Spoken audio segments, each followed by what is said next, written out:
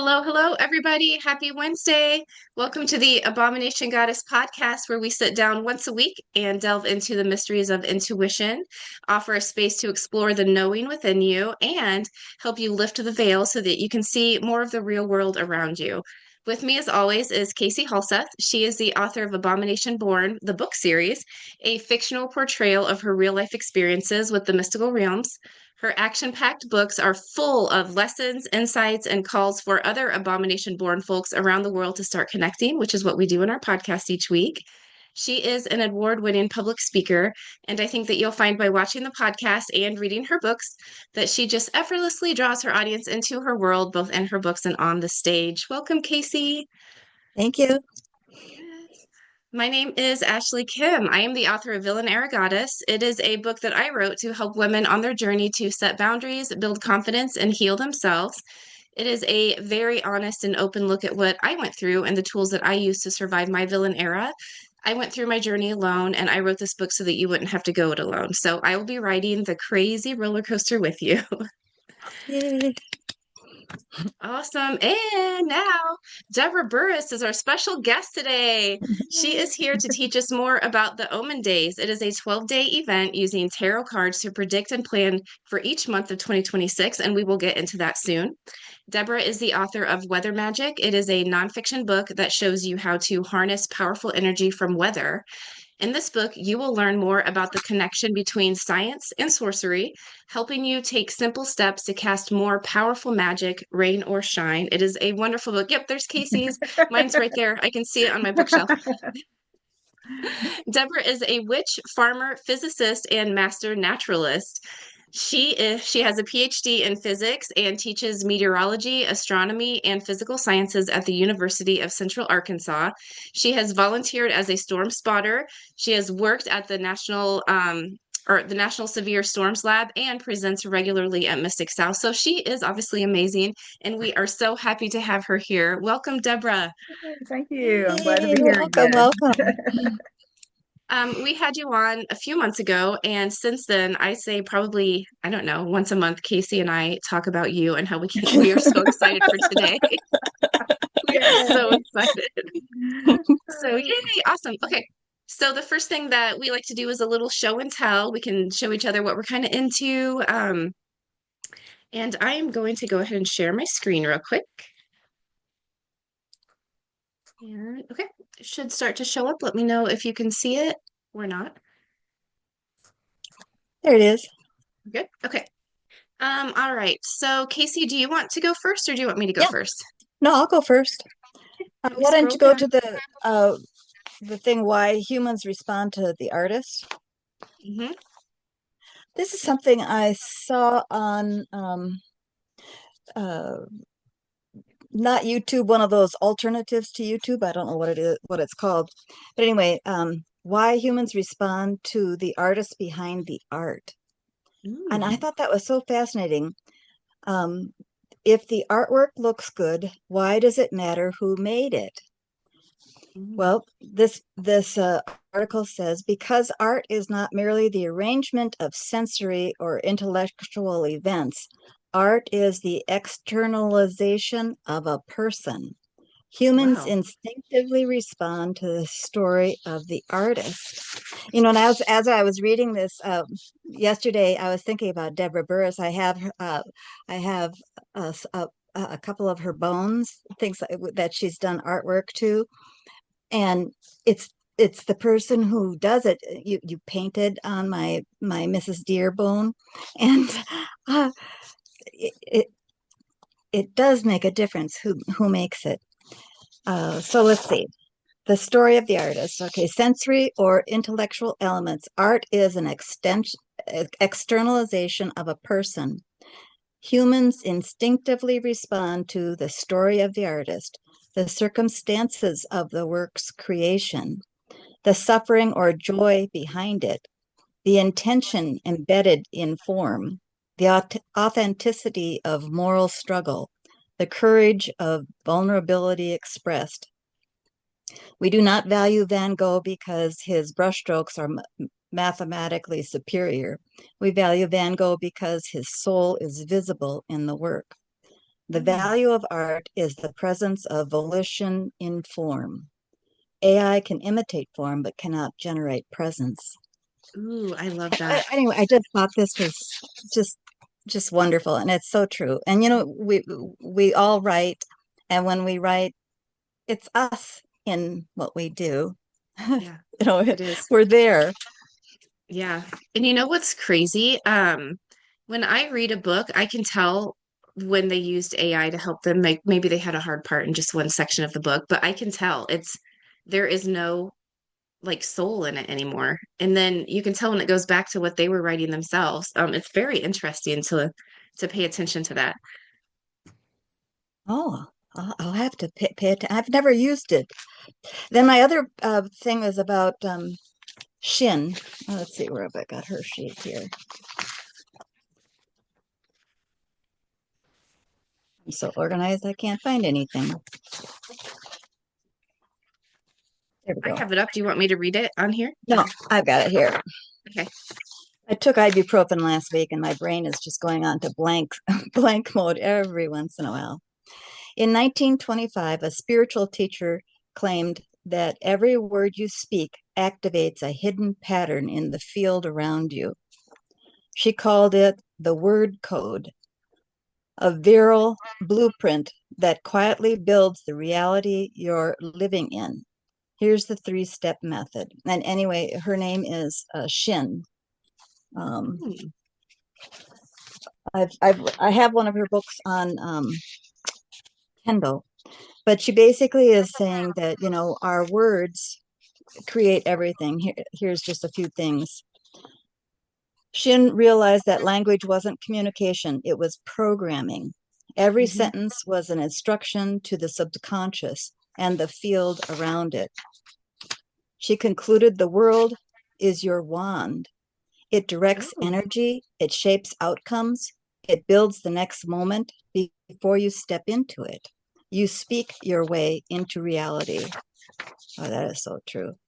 So yeah. she created a principle that became her signature. Speak only what you want multiplied.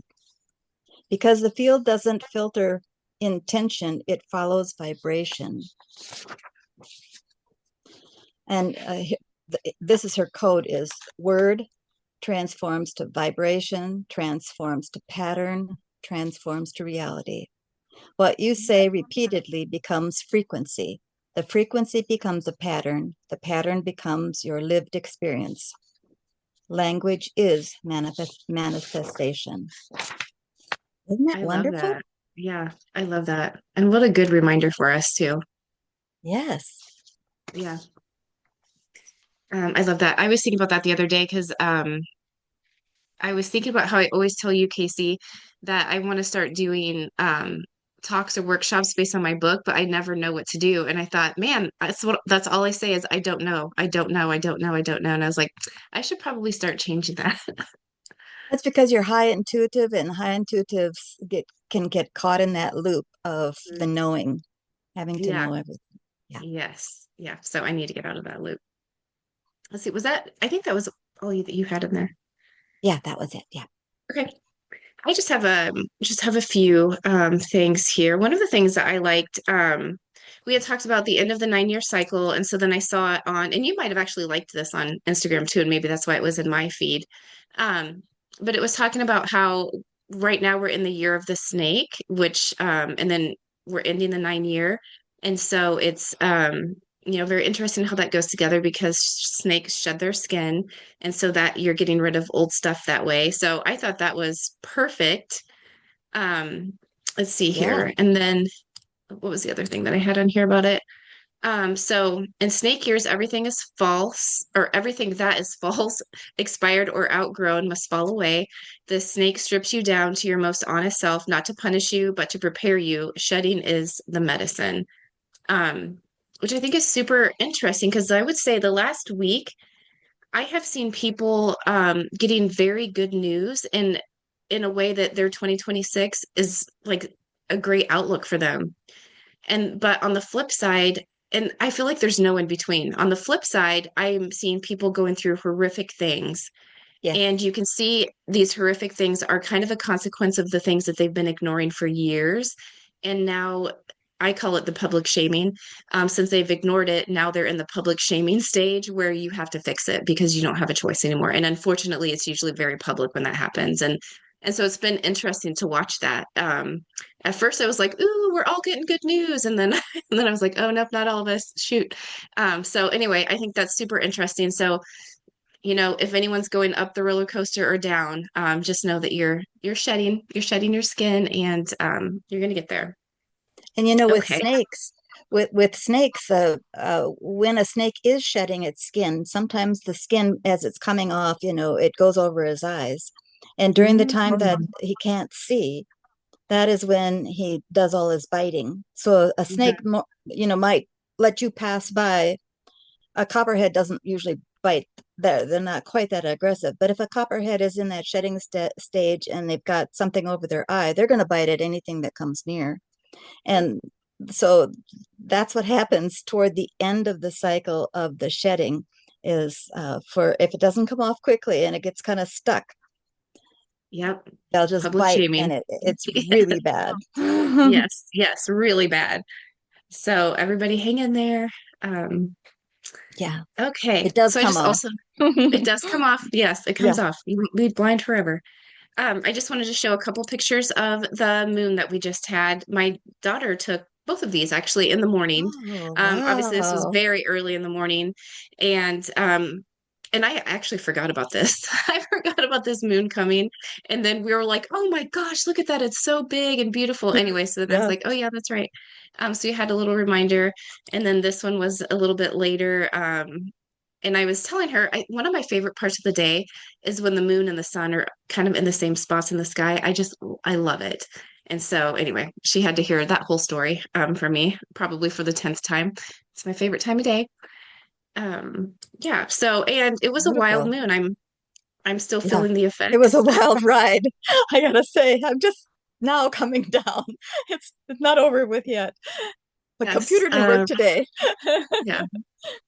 Yeah. So, yep, same here. I don't think I've cried so much in a very long time, and I couldn't even tell you why half the time.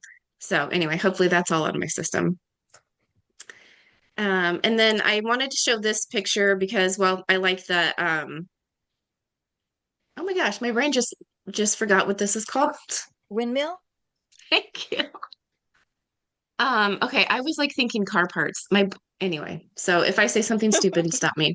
But what I liked about this, I liked the subtle colors in the sky, but it reminds me, Casie always says, if you can't appreciate a sunset or a sunrise, that means it's time to really start reflecting. And so Yeah. I just had a grateful moment that I was appreciating it. And my mom and I were driving to a basketball game and we're like, look at that, look at that. Oh, it's so pretty. And I was driving, so she was taking all the photos for me. But it's a good, mindful moment and with my mom. So it was kind of special. Very nice. Um, and then my last show and tell is my hilarious artwork. So I I love signed up. it. Oh, thank you. I It signed up is for an so art class wonderful. um, with my friend. So I signed my friend up too. And so we get there and then we find out it wasn't actually a class. They just hand you a bunch of stuff and they're like, okay, go create. And so it was watercolors. I was like, well, I don't know what I'm doing. So I just Googled a photo on my phone and then tried to recreate it Ashley style, which means I kept adding to it and adding to it and adding to it until well, I have this. But it was fun. It was fun to do it and to try something new. But also, I hated it until I started outlining it with like a fine tipped marker. And then it came together a little bit better for me. So it was just a good reminder for me as well. Keep trying new things and keep going. So this is my little Christmas tree that's supposed to be a moon behind it. Not a big banana. So yeah, it was fun. It was a good time with my friends. I was at a class once, an art class once, and the art instructor said that when you put the outline in with your little black pen in, that what it does is it sets things in motion. It sets the outline for the idea so that they can flourish within itself. And it's not ready to be seen in the world because it's still kind of in a morphing stage, but when you put the Yeah. lines in, it can speak. It has Yeah, something to that's exactly say. what happened. Yeah, that's exactly what happened. So yeah, that was my little art project. Nice. So I guess I did learn something, even though it wasn't actually a class. Okay. All right, Deborah, it's your Oh. turn.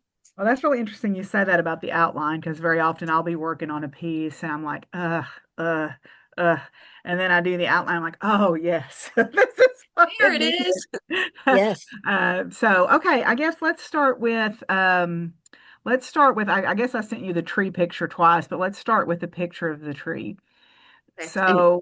And This is one of my favorite trees on our farm. This is a willow oak tree that has the very long, thin leaves that look like willow leaves. Oh, I yeah. don't really know how old this tree is.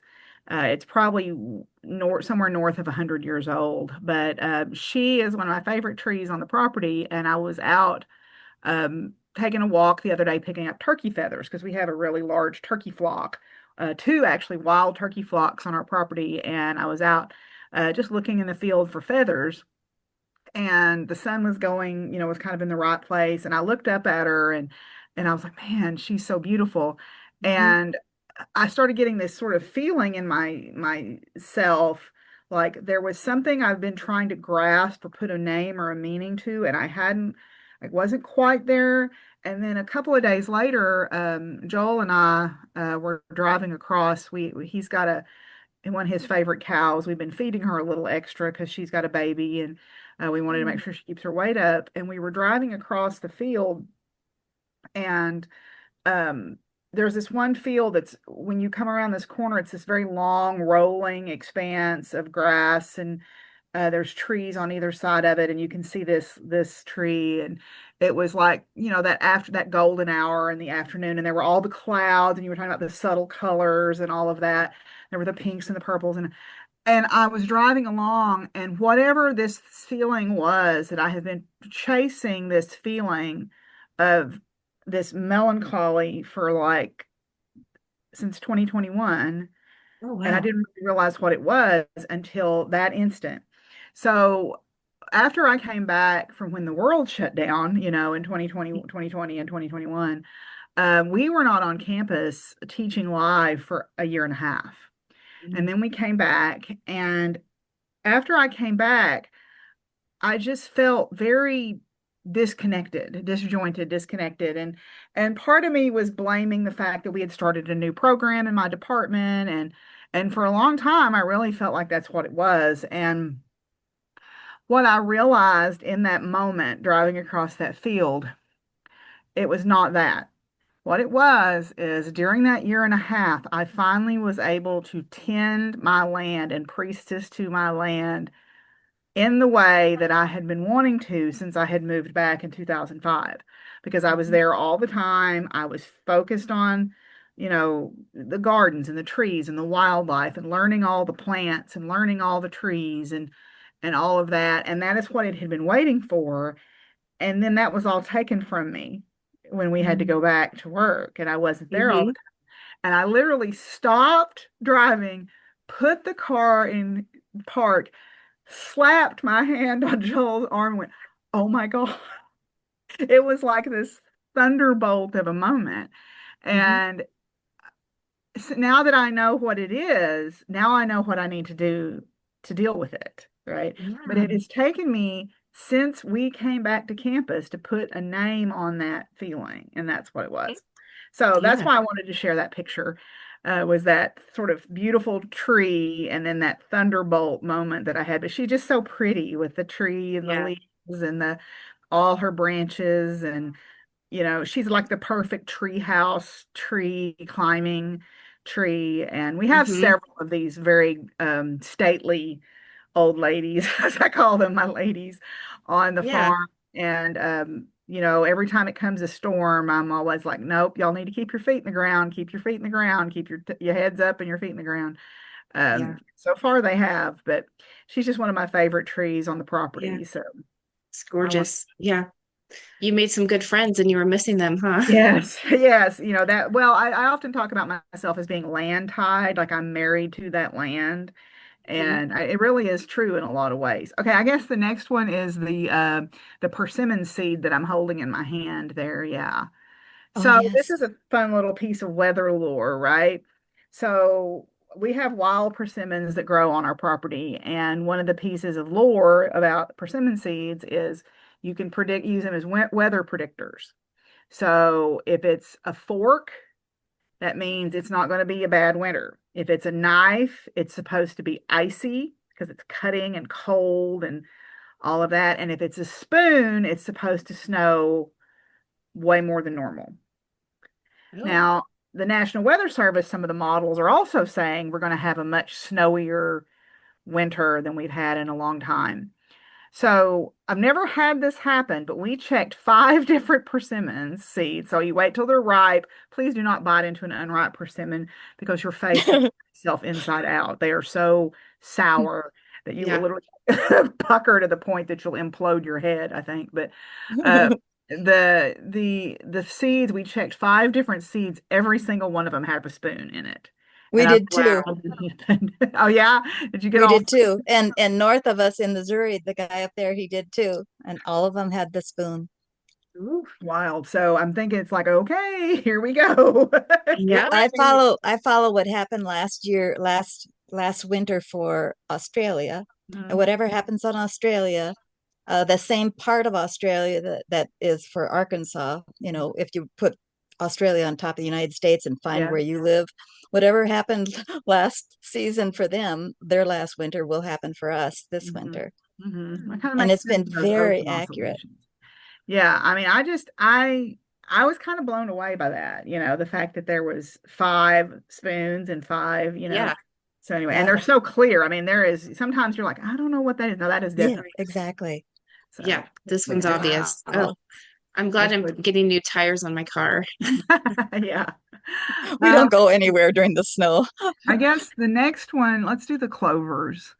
Okay. So, Yeah, I can't wait to hear about this. okay, I was out. So we were, me and a couple of my girlfriends were out hiking the other day, and we are all nature nerds. We like to study all the plants and study all the animals and all this stuff. Well, we were looking at these things, called flying dragons. They're a deciduous orange that grows up here. They've been introduced. They were an ornamental that's been introduced, and we're out on this trail looking for these flying dragons or trifoliate oranges. But what I found and got more obsessed with were these. So these are called heart clovers, and they have little tiny hearts on all the leaves. Yeah, They do. And they are so cool. I had never seen them before. We were hiking along, and I looked down, and I thought I just was like, "What is that?" And then we got up on this ridge line, and this isn't urban trails or as urban as Clarksville, Arkansas gets, but we had hiked down this creek, and then we had gone up the trail, and it comes back down on a city street. Well, along the retaining wall along these houses, these things were just growing in abundance, and I'm like, what are those? So I stopped and looked at them, and they're called heart clovers. And I meant to look up the scientific name for them, and I forgot. But I was thinking about there's a Wookie Foot song um, called Lucky, and he's talking about, and Wookie Foot's Joel's favorite band. So he's talking about um, his house burning down and everything, and as they're driving away, everyone is okay, and then so he considers himself lucky.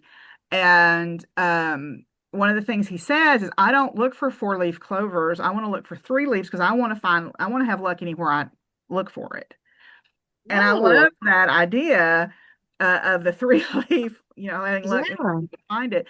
But also, these are supposed to be the folklore of these is they are good for love and romance magic spells. So I've Ooh, never seen these before. So I'm like, oh, we got to go back and get some more of those.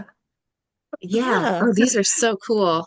So yeah, so I had never seen them before until Yeah. I guess it was probably a week or 2 weeks ago, week and a half ago that I saw them for the first time. But they make little hearts on all of them. Yeah. Oh, they're so cool. And they're like little ridges on the leaves too. Yeah, yeah. They're a type of clover, and I meant to look up the botanical name. I could probably look it up really, really quickly. Let's see, because I use the Seek app. If you don't, if you're not down with Seek, you should get that. Let's What I see. do if I had that. Yes. Okay, it's called Spotted. It's also called Spotted Medic, Medick. It's a type of clover that's called spotted bird clover, heart clover, and it's a member of a pea and bean family. So it's a Mm. legume like other clovers. It's native to the Mediterranean, but it's found throughout the world, and it's really good for nitrogen fixing. So Oh, wow. probably got planted Nice. somewhere as a cover crop, and then they ended up, naturalizing themselves around. But I just thought it was really neat. So It Yeah, is really I love neat. it. yeah, We are in the process of planting clover throughout our entire backyard. So yeah. I'm all about clover right now. Yeah, yeah. So let's see. We'll talk about the puppies next. So one of the things, okay, so Oh, these are part of our dogs. We have several dogs and cats, and these are part of our dogs, Pirate, Willie, and Daffodil. That's what we're looking at here. But what I was thinking about with them was, the wintertime, we try to fight against the patterns of winter a lot and try not to slow down or not to rest or not to hibernate. And I think we do that to our own detriment. Like we should listen to our natural rhythms and give ourselves a rest and a respite and time to just, puppy pile or pile up in the bed and nap and snooze and rest and read books and relax and recharge. And we really kind of don't do that. We rush to this holiday party and that holiday party and this potluck and that thing and over here and there and there. And I'm just as guilty of that as the next person. But I think that we do that at our own detriment. And the more removed we get from nature, the less well we become. And so my pups remind me and my cats too. There's not a cat in this picture, but I assure you there is one close by. They kind of, paying attention to what they do is a good way to kind of reset yourself and go, okay, sometimes it's okay to pile up in the bed and have a Yeah. rest. So, Yes, I love that. you know, That is, yeah, a very good reminder I for me agree. as well. Animals teach us our life lessons. Animals and trees and rocks yes, yes, Yep. yes. and Yep. bones. Oh, yes. Yes. So Yeah. the Oh, I last love it. thing that I wanted to show is the picture okay, so we just went to the World Oddities Expo in Chicago. And Oh, we drove part of the way because I was teaching. I would finish a day of teaching. Joel is doing a renovation project for some friends of ours, so we both worked half a day, and then we said, okay, let's drive part of the way there on Wednesday, and then the rest of the way on Thursday, mainly because my hay bale self is not used to driving in the big city, and I did not want to hit Chicago at evening rush hour. oh Uh, yeah. so I said, let's drive part of the way. So we drove through the Boot Heel of Missouri and we stayed in Sikeston. And the next morning, I geocache. I'm a geocacher, and if you don't know what that is, it's like a GPS game where you look for locations and you look for these little logs that you sign in. Well, many years ago, I had gone to an event in Sellersville, Indiana, which is right across from Louisville, Kentucky. And coming back with the friend that I was with, we had gone through this area. This is in the very far south of Illinois. And this is where like Illinois, Missouri, and Kentucky all kind of come together there at the tip of the boot heel. And I remember crossing over this historic iron bridge, and this park was there. And it's the confluence of, on the right-hand side of the picture is the Mississippi, on the left-hand side of the picture is the Ohio River. And this is where they come together. And that defines that very tip end of Illinois. And so when you're standing out there on that point, you're standing there at that liminal space. And I remember thinking about how I really like being in these liminal places, right? Hmm. Mhm. There's a place in Wichita, Kansas, where the Arkansas River and the Little Arkansas River come together, and you can stand out at that point. And I remember standing on the beach in Waveland, Mississippi, where that is where Katrina made landfall. And you're Mm. standing, and all you have on one side of you now is beach, and all you have on the other side of you is ocean. And I really think there's something very profound, even though it was cold as could be in this picture. We were out there and we were just in awe of just this place because there's this energy in these places where you're in the in between, Yes. right? Yes. And I just wanted to share that because that's a panoramic view uh, from that point, from the Mississippi around to the um, Ohio River. So I thought that was a thing I wanted to share. Yeah, that is really cool. And So that's so true. That is so true. The liminal spaces are just like magic. They're doorways. well, and that's like sunrise and sunset. That's what those Hmm. are, right? Those are Yes. liminal spaces Yes. we all can partake in every day. Yes. Oh, Yes. yeah. Every day. So, Yeah. Oh, I love it. Very Yeah, cool. me too. I love it too. That's so just a good photo too. yeah. So I Yeah, think it that's is. all I think that's all the ones that I had today. So, Okay. Yay. Oh, that was awesome. I love the show and tell part of our I do podcast. too. I always learn something new. And yeah, I Yeah, don't know. I I do love too. how everyone else's brains are different than mine. And I like how we each, can see something and take something different out of it. Anyway, I love it. Yeah. Okay. So today we are going to talk about the Omen days. And I was thinking, we can get into the how-tos and then where people can go to like actually participate with you, if they would like to. But then I just thought to get started, if you want to, give us kind of like, how did you get into, like, how did you stumble upon this? How did you get into it? How did you, start seeing the impact, in your own life once you started doing that? If that's okay. I know I just threw yeah. like 40 questions at Oh, you. no, that's fine. So what happened in 2012, I believe Caitlin Matthews came out with a blog about the Omen Days. Now, the Omen Days have been around for a long time. These were historically days. They're what we would call the 12 days of Christmas. And there are traditions, Christian, pagan, all kinds of practices that observe these days. And what they do is they use them as prognostication for the future, for the coming year. A lot of times it was weather prognostication, like what the weather, like if it was a rainy day, that month might be going to be rainy. So each one of the 12 days aligns to a month in the coming year. So this tradition's been around for a really long time, but in 2012, Caitlin Matthews put out an article that said, well, why not? Why don't we use different divinatory methods during these 12 days and kind of keep track of what they tell us there's going to be for each month of the coming year? So my friends Marla and Stacy, and Marla was my training high priestess in my trad, and I've known her for years. And then she and Stacy became friends working on the board of Mystic South. And so we started this group, gosh, 2017, just the three of us. I don't even remember the first year we did it, but it's been a long time.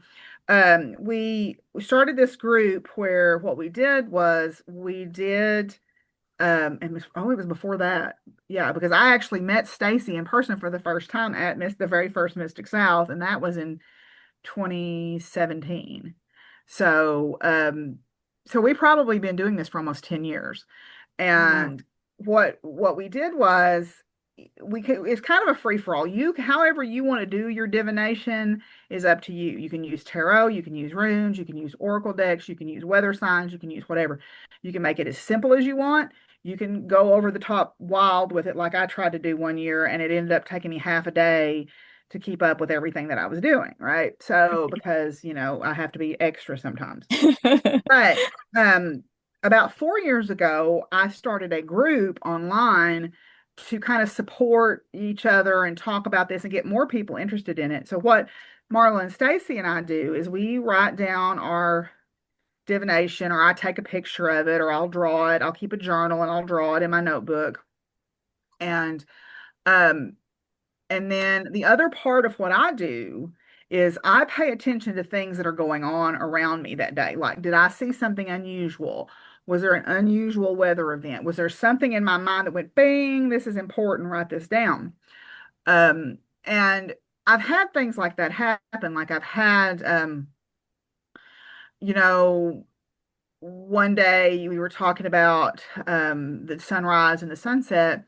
I was walking out of my horse barn one day, and this massive buck is standing in my field. And normally they run because it's right at the tail end of deer season and everything. And for whatever reason, he just stood there, and we just kind of had this moment of exchange Yeah. between us. So, you make a note of that.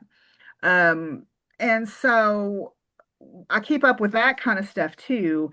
And the other thing that I started adding was I would look up for each month where the moon was going to be, what sign was the full moon in, what sign was the new moon in, and all of that. So I started so you can add layers to this, and everybody's way of doing it is correct. There is no right way that you have to do this. So what we would do then is at the end of each month, and I started trying to do this in my group and I kind of didn't keep up with it, but at the end of each month, the three of us meet and we talk about, what did your stuff say? Do you feel like that was correct? And then we kind of look forward to the next month. And we've been doing that now for almost 10 years. And then on the online group, what I have tried to encourage people to do, if they feel the need to or the compelled to post a picture of just their spread, and they don't have to put any context, but post a picture of what they've done, like if they've used oracle cards or if they've used runes or if they've used their pendulum boards or whatever. It doesn't matter. Anything that you want to do is great. And then one thing that it will do for you is it will cause you to spend a whole lot of money on decks. The first Oh, year I did bummer. it, I went because I hadn't bought a tarot deck at that point Mhm, or an oracle deck in probably 10 years because I had quite a few. mhm. And then I started seeing all these decks and I was like, oh. So my collection exploded after at that point. And someday we can have a podcast where we can talk about how many collections of things we have, Yes, right? yes. How many decks do you have, Deborah? And the answer is I don't really know because I stopped counting when I passed 200. Oh, yes. That's So, me and stones. oh yeah, same thing, Stones. So, but at any rate, but the other part of what it's about is, to me, it's a wonderful opportunity to familiarize yourself with a new deck.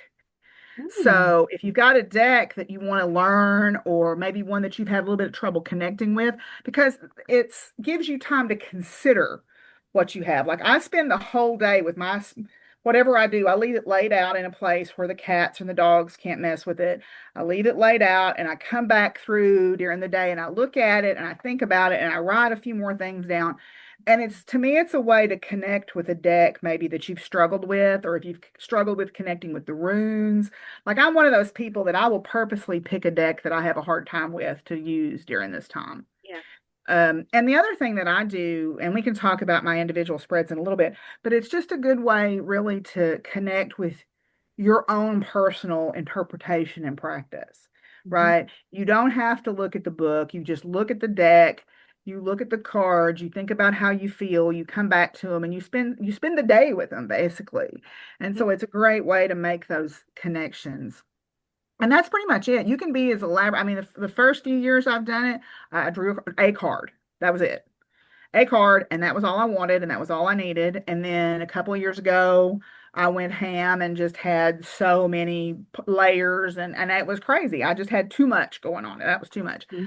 Last year and year before last, I guess it was 3 years ago, I went over the top with it. But the last couple of years, I've kind of settled on my favorite way of doing it that works for me. And I think that's probably what I will do this year, but you never know. I've still got a few days to decide because this starts on December 26th and then through January 6th. And so each day corresponds to a month in 2026. So, yeah, Yes. so Yeah, that's Okay. those are the days that we always celebrated, the 12 days of Christmas, but Yule, whatever, Hmm. winter, right. everything. And it Right. wasn't until the 6th that everything was considered done. Right. That's So if I old Christmas. That's what they called it here was old Christmas.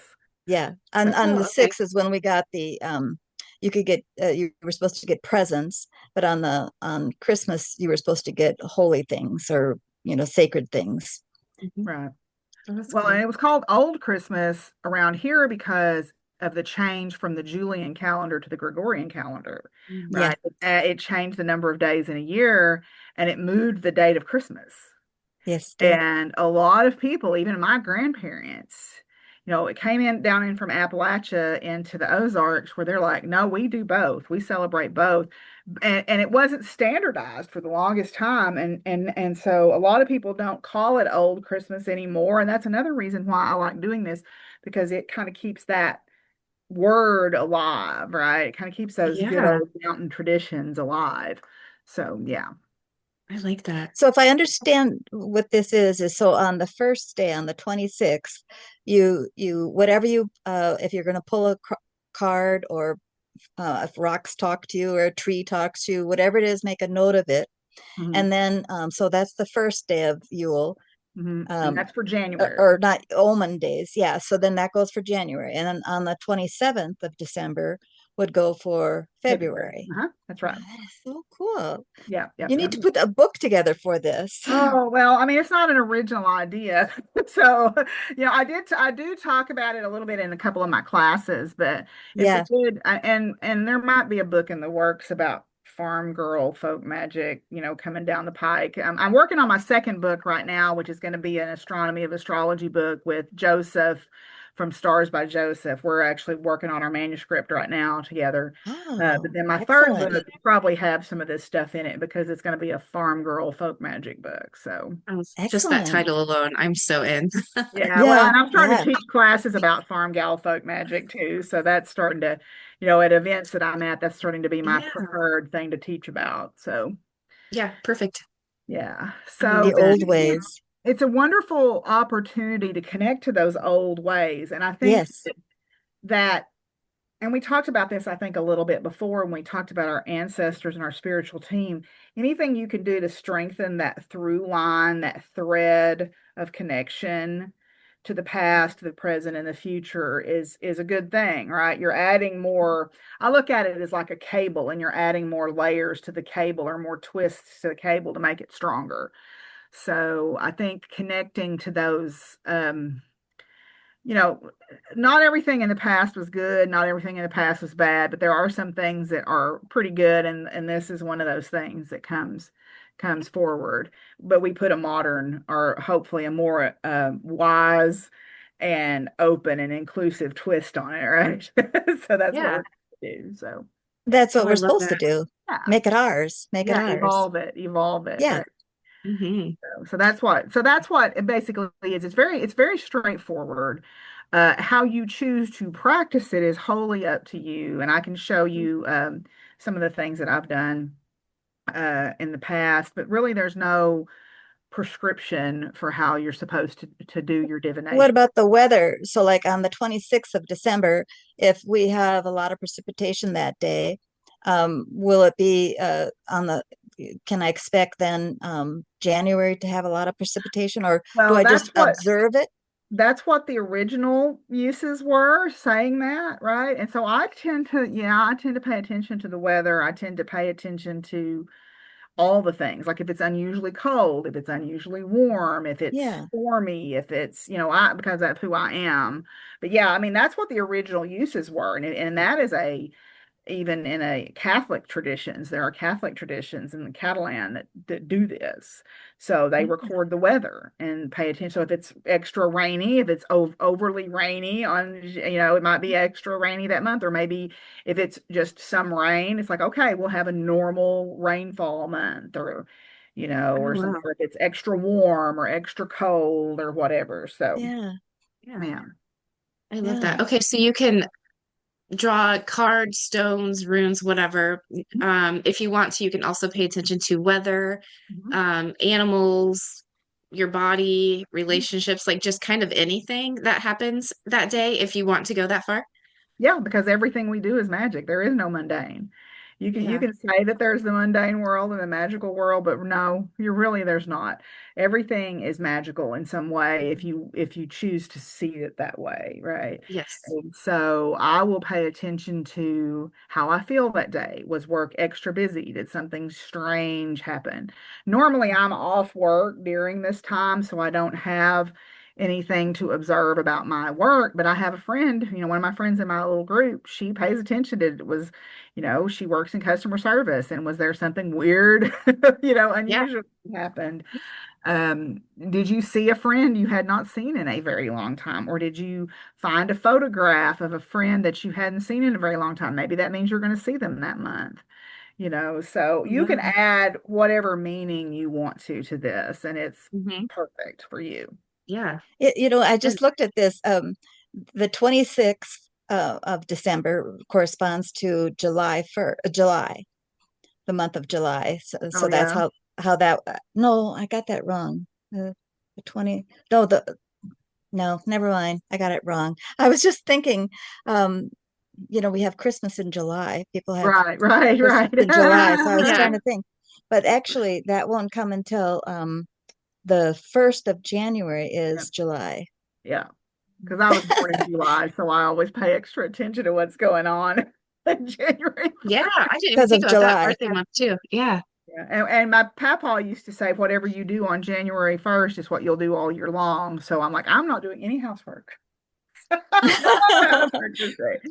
So make sure you do something you love on January 1st, right? Yes. Ooh, what do I want to do? I think I want to soak in a bathtub and have people bring me gifts. Yeah, there you go. There you go. Set the tone for the year, right? So, but I mean, it's a very Feeding you simple, grapes. yeah, yeah. Here, you fan me, but Yes. I think you can make it as complex or as simple as you want. I mean, the first few years that I did it, I'm like, I'm just going to draw a card and I'm going to write down a few short sentences. And then over time, I have made it more elaborate and more in depth. And I'll be honest with you, there's usually one day that I kind of crap out and I just write down my spread and I just make a few notes because something's going on and I just don't get to it that day. But the other thing that I like to do for my own self is to take a photograph and keep them in a little folder on my phone so that I can go back and look at them and Yeah. or share them. Now, the ways that I have done this, like I said, I have done this with the group on Facebook. I've also started using my TikTok as a way to talk about what I have done and things like that. And it's just I a way. love your TikTok. Oh, thanks. Hmm. Me too. It's just been Keep wonderful. me accountable. Hmm. But yeah, I mean, it's just, however you choose to do it is correct. I mean, Hmm. it's not, there's no prescription here, is what I'm trying to Yeah. say. Yeah. That'll make So it did you easy want for to us. show a couple of the ones that I did and I can kind of Yep. talk about them? Doesn't Let's see matter here. which one you show first. So, Okay. All right. And this one's okay. So this is the one I actually did this past year for 2025. And what I normally do is I use 4 different decks. Now I choose tarot decks. This year I think I'm actually going to use oracle decks because I need to branch out for my own self. But I choose 4 different decks. And then I orient it so that the top card is north, and that's my physical world, then east, intellectual world, south, spiritual, creative world, west, emotional world. And then I draw a rune as kind of my keyword for the month. So I drew a rune to represent kind of what the keyword or the highlight word for the month was going to be. And then I will sit down with all my books and I will read about the Emperor or the Wheel of Fortune or whatever. And you can take this as deep as you want. You want to get into the numerology, you want to get into, all the connections between the major and a minor arcana, however you want to do it. The thing that jumped out at me in this deck was all 4 of them have birds. yeah. All 4 of them have birds on them. And that was the first thing that I noticed. Hmm. Um, and then the other thing that I noticed is 3 of the 4 were majors, were major arcana. So because you've got the Emperor, the Self in this deck, which is in this deck is like the Star, and then the Wheel of Fortune, and then I had the Page. If I can't see what that is down there, but the Oh, Page is. sorry. I can move it. Yeah. Oh no, it's fine. Cups. Page of Cups. Okay, so the first blush that I had of this was there's going to be some big movement and emotional new beginnings in January. And you were talking about the year of the snake, and I'm like, well, that is sure the heck explains what's been going on in my world this year because we have been through a challenging but beautiful but hard but wonderful year. So old Mhm. things have fallen away and new things are being built. And as we cycle through all of the things that you have to remember the history of the past and go, okay, I need to sit this down. I need to sit this down. So there has been major shedding of skin, and in some cases, literal, because one of the things my partner Joel does when he gets distressed and he has to kind of work through things is his hands peel. He Yep. literally sheds his skin. Yeah. And The skin so is so helpful, isn't it? It's yeah, such a helpful organ. It'll do for you what you can't do for yourself. that's exactly right. And so I look at this now and think back to what was about to happen in this month and the first part of the next month and go, well, there it is. There it is. I won't get too personal about it, but it was a major emotional shift for the Mhm. good, but a difficult one. So Yeah. anyway, so this was kind of my simpler version of what I did a couple of years ago. But the other picture is I'm trying to think. This one was year before last, and this was the year I went a little over the top. Okay. Oh, shoot. Um, Sorry. oh, that's okay. So I did the same ideas. I had four different decks, and then I drew a rune and a witch rune, and then I drew stones. And then I had a particular interaction with a person that I was struggling with, and I was wanting insight on how that was going to evolve over the next year. And that's what the two little cards are in the center. So if you draw more than one card for each side, it's okay too. Like if I'll have a jumper or I'll have a card fall out or two stick together, I take them both. I don't feel like I have to limit myself on Yeah. that. So again, there's no prescription here. So this one was a lot more elaborate. And what you don't see in this picture is I have an auxiliary area over on the side where I was doing a lot of inner child healing and reparenting work and all this stuff. So I have a deck that I specifically drew for that stuff over Hmm. to the side. So this was the days when I was spending half my day, you know. Yeah. But what I think what it was is it was preparing the year that this was for, which was 24 was laying some foundational work for what happened in 25. And I Hmm. see it now when I go back and look, and I'm like, oh, that's why there was all this stuff going on and all this work had to take place, is because 25 was going to crack wide open everything and totally when you ask the universe for something, and if you are if you're like, okay, I want this, and when the universe is like, okay, you really mean it, and you're like, yes, I mean it, it's going to say, okay, here you go. And it's kind of like, when I tell my big red mare, let's go, and I bump her with my heel, you better be with a deep seat and a faraway look because she's going, and you better be ready. And that's kind of what 25 was. We did an in bulk ritual in February of this year. And and it was a very powerful ritual, and there was the right mix of people there. And we had this circle of red candles, and I said, I need obstacles to what I need to be doing removed from my pathway. And they did, boy, howdy. Huh? They, within 24 hours, a lot of those obstacles went boom, gone. Yeah. Oh my So gosh. Yeah. it was pretty stunning. But anyway, so what I'm saying is this is what you don't have to be this extra in this picture. You don't have to be this extra. You can, I mean, like I said, there have been literally times when I've just drawn a card, Hmm. and that's okay. So, Yeah. Oh, I love this. I do too. This is just wonderful. yeah. I think this is why I love our podcast too, because you talking about how you kind of went extra the year before you had the big year. Hmm. And it was almost like you didn't realize even that you were preparing yourself for what Yeah. was to come. And I like I like just knowing that because I feel like with intuition, I don't always know why I'm doing something. I Hmm. just do it and I'm like, okay, it might be a year, it might be 2 years before I find out the reason why I did that. And Yes. so I like this. It makes me feel better about not always having the answer of why I want to do something a very specific way. Right. Yeah, sometimes I won't know for a year or two. Right. Yeah, this is awesome. It is Oh, I'm so awesome. excited. Me So too. excited. Okay, and so I will let's see. We'll get the Facebook group link, and so if Okay. anyone wants to join it, then they can request to join. Yes.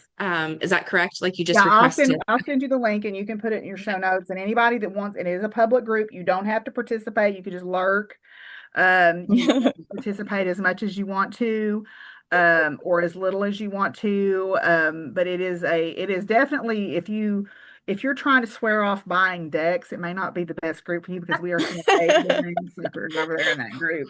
But it is a great way to see lots of different decks, see lots of interpretations of different decks, see different methods of divination. We've had people do rock readings, pendulum readings, feathers, stones, bone casting, whatever. So it is a really good place to kind of expand your horizons. And I'm going to try to do a little bit better about the monthly Zoom calls this time, where those people who want to will kind of have a kickoff Zoom. I like to do a Zoom on the 26th and say, okay, everybody, this is the first day. How's it going? How do you feel? Whatever.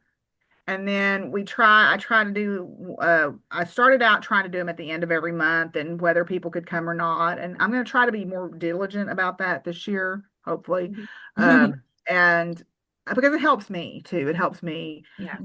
keep my accountability up too. So, Yeah. Yeah. yeah. I love this. Does it I also like, oh, go does it ahead, matter Casie. what does it matter what time of day you do this? So I usually do it first thing in the morning. Mhm. When I get up, that's usually like what I will do since I'm off school is I'll have all my stuff sitting on the kitchen table. Because I have a big old farmhouse table. And I have my little side of my kitchen table where everything's at, and I'll have everything there in a basket or something because I don't want the animals to play with it in the night. And then I'll do it first thing. But you can do it at the end of the day. You can do it whatever. And like I say, there are times that I don't do it until noon. It just depends on what I wake up to on that particular day. You Yeah. wake up and your water's frozen or your cows are Mhm. out or Mhm. whatever. Sometimes this gets kicked down to later in the day. But yeah, so no, I like doing it first thing in the morning, but your mileage may vary. Yeah. Is it also something that is done like in July, the first 12 days of July or something like that would tell you about the winter? I've And I never, mean the next year or anything I've like not that? seen a divination process for that, but funnily enough, my grandfather always used to say whatever the weather was like on July 1st, it's going to be like that for the next 15 days. That's just what I was going to say. Is my grandpa used to talk about that. Yeah. Yeah. So maybe, I mean, yeah. So I mean, whatever your year starts, you could do it for, I mean, whatever you consider to be the beginning of your year, Mhm. you could do this, I suppose. I just like doing it during the Omen days simply because there's a bunch of people doing it at Right. the same time. Right. Mhm. Right. So, Right. Yeah. I like that too. Yeah, I because also everything like, is connected. yeah, Everything is connected. yeah. yeah, I love that. Um, I really liked the thought of just kind of also jotting down things throughout the day, like as they happen. Yeah. I will have that intention. We'll see. We'll see what I do. But I really like that idea. Well, and if nothing else, we've always got these things around. You could just open up a Mhm. notes thing and speak it, right? Yeah, And that's true. sometimes that's what I do is I'll have a notes thing where I'll just keep my little, oh, I saw blah, blah, blah, because it might happen while I'm out and not close to a Yep. piece of paper. And then I can go back and just make a note, just a little note of that. I mean, I have friends who do a lot of that are really good journalers. I am not a journaler at all. But they'll draw and they'll have all these things, and that's amazing. That is not Yeah. me. I am lucky to do what I do. Yep. So uh, Yeah. but I mean, well, the other thing that is kind of neat is I'm on my third notebook now of this, I guess. So I keep all my notebooks and then you can flip back and I can look at things over the years and kind of see how your process has changed over time. Yeah. So, but yeah, it's one of those things where even if you just take a few minutes, even at the end of the day, and speak some things into your phone as a note, and you can come back to it later, just kind of sum up your day. That might be a thing I add this year now that I've just said that. Oh, that might be kind of cool, is just kind of do Yeah.